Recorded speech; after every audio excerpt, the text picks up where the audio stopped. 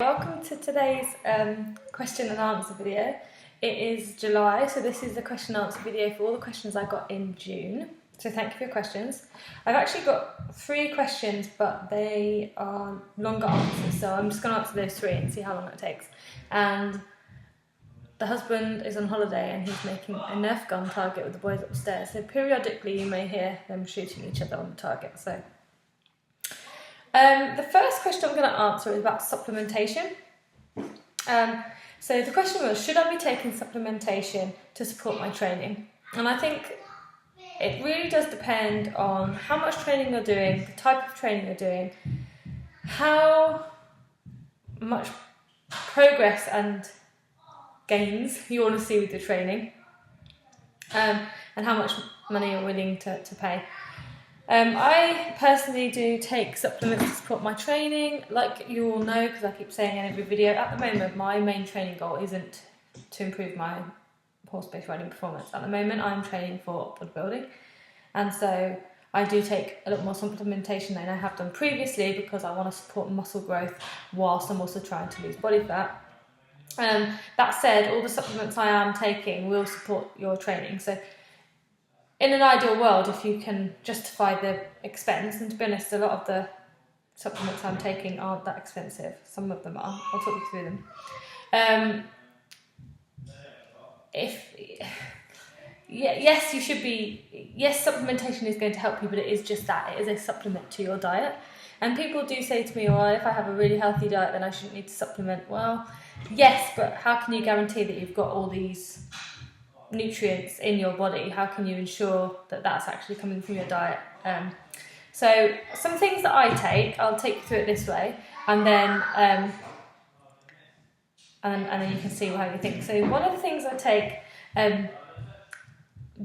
pre and during training are branched chain amino acids, BCAAs, and I take them as a drink form. You can also get them in tablet form, and I just put them in my water during the day, and they come in loads of different flavours like watermelon, raspberry, lemonade. You can even get cafe mocha ones. I take my BCAAs without caffeine, so I don't have it as a pre-workout, I just have it as a workout drink.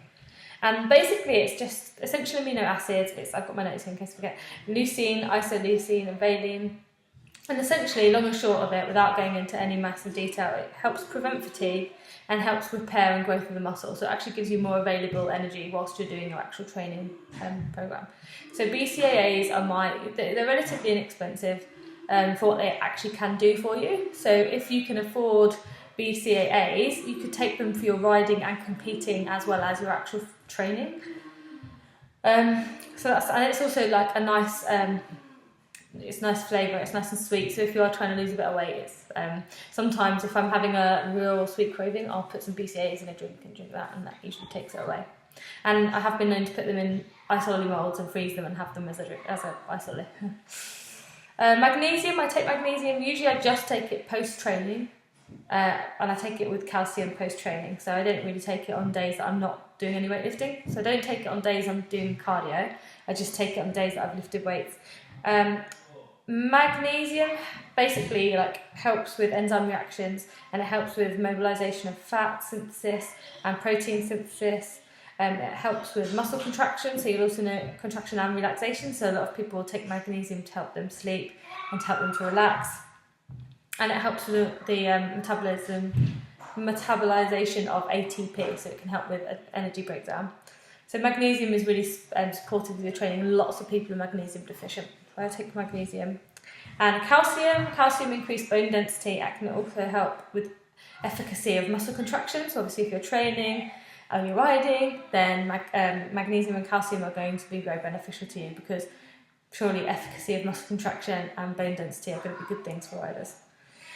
I also take a vitamin B complex. There's so many B vitamins, but I actually take a complex of all the vitamin Bs. And vitamin B, I'm going crazy with it, can facilitate all metabolic processes within the body, and they're really particularly beneficial to the cardiovascular system and the nervous system, and they can help with mental health and depression as well. So vitamin B complex I take every single day. I also take a vitamin D every day, and that can regulate with calcium absorption and metabolism. It improves cardiovascular health, bone strength and immune system function. So vitamin D is something that obviously you get quite a bit of natural vitamin C from the sun, but you can also take it in a tablet form. I also take a coenzyme Q10 supplement, and that coenzyme Q10 is necessary for energy production. It's a potent antioxidant, and it can also help with power output and strength. There's been a bit of research on that in athletes, Olympic level athletes, then they've shown improvements in both power and strength. So that can actually directly help with your training. As a matter of practice, I take a multivitamin every day, and I do take that in addition to the other tablets, even though some of those in very small quantities will be in the multivitamin. It's important, I mean, the multivitamin would be the one that I would say, if you don't want any of the others, I'd take a multivitamin, because the multivitamin has a wide and complex variety of nutrients to ensure you have every nutrient available for all metabolic processes and reactions within the body.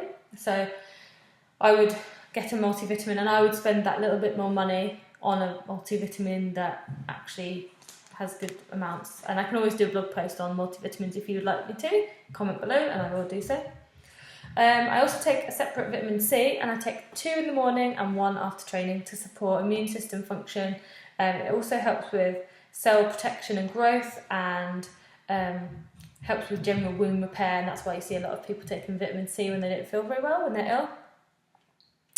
And there's a couple of other things that I take that I probably wouldn't advise you take unless you're actually wanting to get like increased muscle strength, growth, and you're very serious about the training.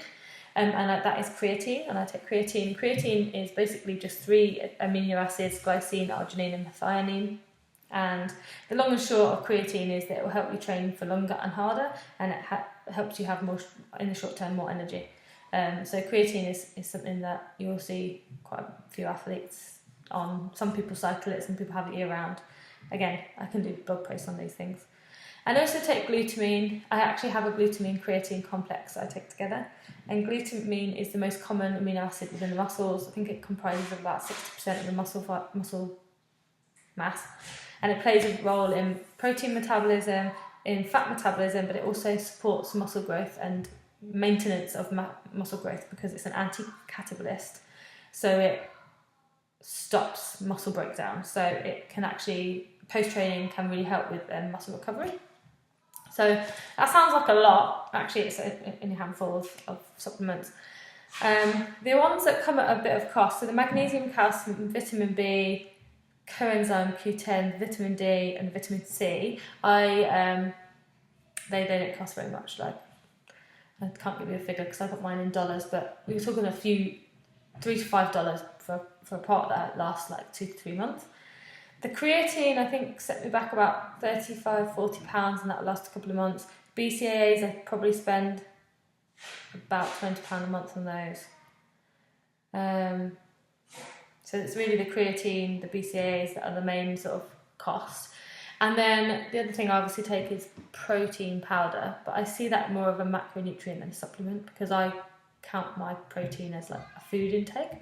But the good thing about like a protein powder is that it can help you get extra protein into your muscles for training and repair that you would struggle to get eating just protein sources on their own. So it can be a nice, quick, easy way to get a meal if you like. So they're the things I take. So should I be taking supplements? I would probably advise that you take a multivitamin and then, do a little bit of research and look into the other things and see, you need to sort of weigh up how much time you're investing in your training and what your goals are and whether they're going to help you. If you're training and competing quite intensely and you feel sore and you find that after you've like evented or ridden or competed that you're sore for a few days and you struggle to recover, then it might be time to start thinking about nutrition a bit more seriously. And I would always encourage you to have a healthy diet first and then look to supplement afterwards. I would sort the diet out. There's no good taking all these supplements and just eating hot dogs and crisps.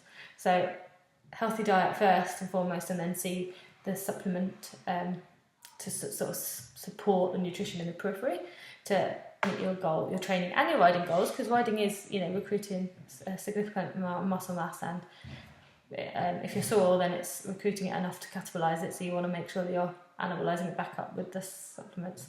So hopefully that answers your question a bit. It's probably given you more questions, and if you have more questions that are specific, then please don't hesitate to let me know. If you want more detail, then let me know that you want a blog, and I'll blog about it. Should I be counting macronutrients in my diet? How do I know what macros I should be hitting? This is something I can help you with individually. If you want me to write you custom meal, not necessarily meal plans, but like guidance, I can do that for you.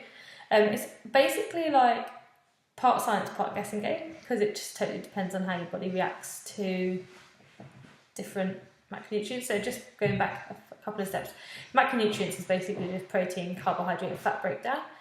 Do you need to count them? No. Do I count them? Yes. Tracking your food can be quite monotonous if you're not the sort of person that likes it. So entering your food into MyFitnessPal, tracking the amount of food you're having, weighing it out, it can get a little bit tedious, especially if you're a busy rider. So, intuitive eating, having a good understanding of, it can be a really good way to have a good understanding of what you should have, so that you can start to just have a look when you're around, so that you would know, for example, that, I don't know, a rice cake has 7 grams of carbs, or that 25 grams of oats is about 20 grams of carbs, so that you can sort of in your head have a think about it, so that you know you're getting an equal ratio of protein, carbs and fats. It can also be good to just track it for a week, just so you see, oh god, I'm actually eating 70% of carbs, and then sort of level that out. So I do count macronutrients, and I count them every day. The reason I'm doing it is because I'm trying to meet specific sort of like aesthetic requirements that I probably won't be able to do without counting, because my calories aren't restricted at all, but I need to hit a certain amount of protein and a certain amount of carbs and fats each day to meet my goals. Do you need to do that? No, not really. Will it help you achieve goals? Yes, it will. It can take a bit of time, it can take a bit of practice. How do you know what you should be hitting? If I was going to be working out your macronutrients, I'd be working out your trait, like your lifestyle. Is it sedentary? Is it really active? I'd be working out your height, your weight, and then I would estimate your basal activity. I'd use an online calculator. And then I would look at your goals, like is it to build muscle, or is it to lose weight, or is it to increase energy, or what are we trying to do? And then I would give you a macro split, see how that goes for a week. See your energy, see if you're gaining weight, see if you're losing weight, see if you're putting on muscle mass, and then start to adjust them based on how you react. So it's very much about how you react, and different people react in different ways. Some people prefer high carb. My body actually loses weight when I have high carbs, and some people's bodies, when they have too much fat, they put on weight, and some people don't. So it's very, very individual, and I would say that if you're interested in it, then let me know and I can sure help you. And you have to be doing it for the right reasons and be counting the macronutrients, not the calories. The calories will come as a result of counting the macronutrients, but it's not only about weight loss, it's about performance. For example, like having a certain amount of carbs and protein pre and post your training is going to optimize your training, and pre and post your competition is going to optimize your brain function. So in some ways it can help, but you don't necessarily have to track it to a T. You can just have in your head that you should be eating, 30 to 40 grams of carbs pre and post training, and then you will know that equates to a sandwich, peanut butter sandwich, or you will know that equates to, X amount of porridge, and you don't have to track it, you just kind of know over time. So I hope, again, I'm a bit vague, because should you be counting macronutrients? No, but can it help you? Yes. How do you know what macros you should be hitting? It depends on your goals. I have quite a high protein intake, moderate to low carb intake, and quite a high fat intake, but that's because I'm trying to lose a bit of fat whilst increasing muscle. You might not be doing that. You might want to sustain energy for your performance, so that might be different. For example, like my husband is doing a cycling competition and he needs to consume 700 grams of carbohydrates on that day. That's like 3 times as much as I would eat in one day. So it's very different for different people. And my last question is about training specific body parts, because a lot of the programs I have written or that you will have purchased or seen are total body programs. But I also talk about myself doing training splits. So there's so many different ways that you can train. The reason I tend to do total body programming for riders is that when you're riding, you're using your whole body. And I think it's pretty useful to be able to have that kind of transfer of energy throughout the whole body. That said, there are reasons why you might want to do training of different body parts. So for example, one way you could do it is if you only want to train 3 days a week and you want to make sure you hit everything, and you don't really want to do total body because you're finding that you're sore every single session and you're not recovering quick enough because you're not used to training or something, you could do a push, so like, you know, shoulder press, chest press, any sort of push action. You could do a push day, a pull day, so like back really, and then you could do legs. So you're getting a push, pull, legs, so you're getting an even split. You could do total body, and this is what I have preferred at the moment, but with each specific person I would have specific criteria. So for example, like, I don't know, Julie needs to work on her glute med strength and her core, so I always have total body, but one day we focus on the core, the next day we focus on glute med, the next day we focus on the core. So there's always like or scap strength or something. There's always something that we're focusing on. So it's total body, but we still get some like isolations in there. And the other way to do it is like complete splits, and there's loads of ways to rearrange splits depending on your goals, your focus. You might want to train a body part twice a week if you're particularly, it's very bodybuilder-ish. So if you're a rider that came to me that particularly wanted to lose weight and look better but improve riding at the same time, this is one way we could do about it. Also, if you're quite new to training and you're getting very, very sore after doing total body, we could split up so that you have more recovery between body parts. So for example, at the moment I'm doing 2 legs days, one's quad focused and sort of plyo focused, one's glute and hamstring focused, and then the other days are shoulders, arms, back. That's 5. So I'm weight training 5 times at the moment. You could also do like a biceps and triceps day, a shoulders day, chest and abs. There's so many different ways that you could do it. It just depends. So there are benefits to doing it in that, you know, if you're specifically, you know, if you're very, very weak in your legs, then we could train legs twice a week, and then you could split it into the upper body into a few other different days. And it can help if you can train more days. So if you're training 4 to 6 days in a week, then there's more room to split your body workout. Whereas if you're only going to train 2 or 3 times, then it can often be better to do total body or push, pull, legs.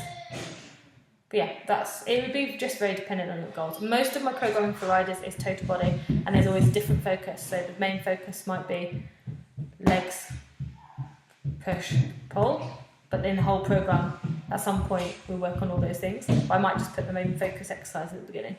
It just depends on you as a rider, what you're trying to achieve, where you are at in your riding cycle, blah, blah. So it's quite complicated as we go on. But you can train for body parts. There are benefits over total body programming. It's less sport specific, it's more isolatory. But it can be beneficial, particularly for the shape of your body and if you're trying to manipulate. Because yes, we want to improve our riding performance, but let's face it, at the end of the day, if you're watching these videos, you're also interested in your own health and fitness, and part of health and fitness is body confidence, and with that comes aesthetics. So a lot of riders will want to improve their performance whilst actually trying to look better for their summer holiday, and that's absolutely fine. There's absolutely nothing wrong with that. And so you might have a period of training which is focused on building up your glute strength, not only for strength but also for the way they look, and that's totally okay.